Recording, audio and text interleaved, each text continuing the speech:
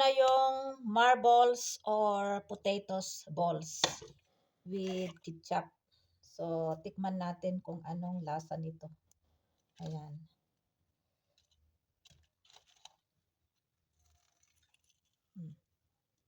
So, sausaw natin sa ketchup.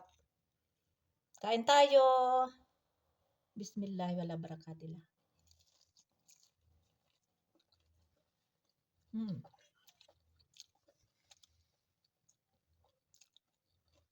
With chai o kaya tea.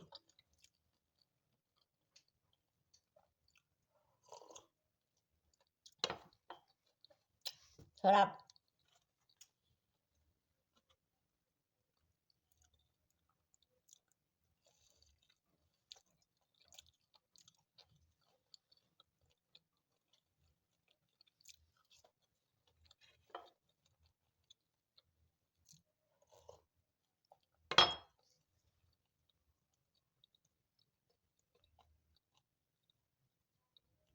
This is already cooked or fried. Now we have to take out now this one and make strain here.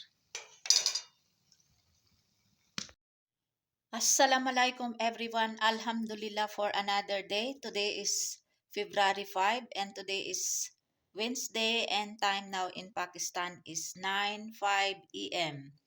Today I'm going to share you again another recipe. So these are all the ingredients.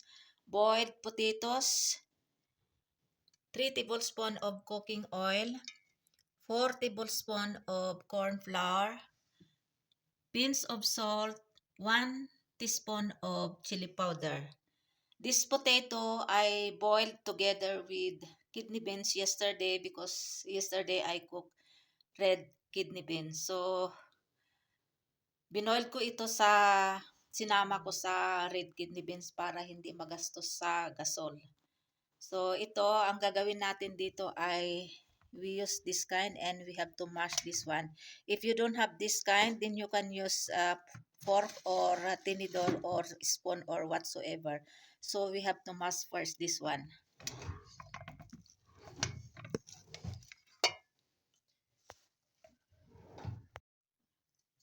I already mashed well. So, now we have to put now this 4 tablespoons of corn flour.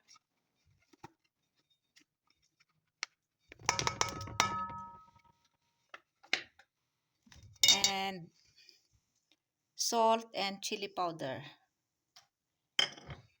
And some cooking oil.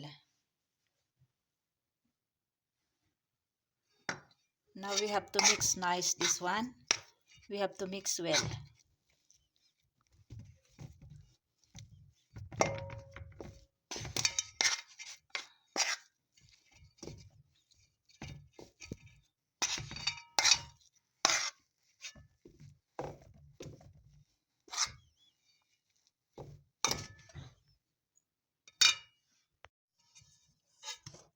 So ito na yung na-mash na potatoes.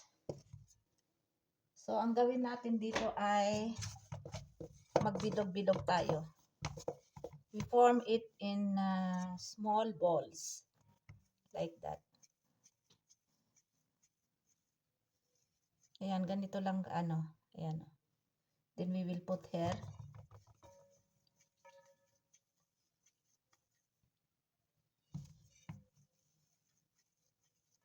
If you want to make more, then you can add more. You can increase boiled potatoes. So I think this is enough because just I want to try this one.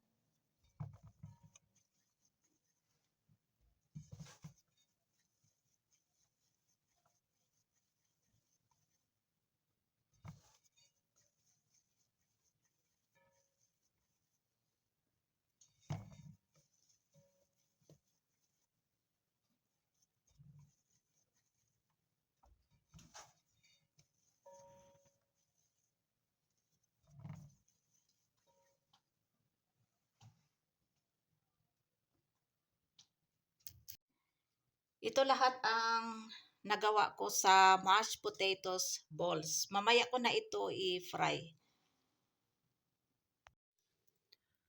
Mainit na itong mantika kaya i-fry na natin ito. Ayan, isa-isa natin ilagay dito. Bismillah. Ayan.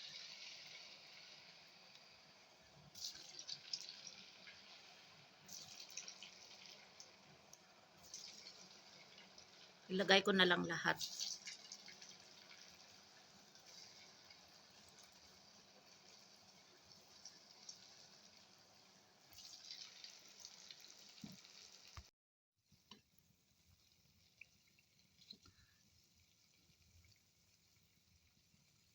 Ayan, paluto na.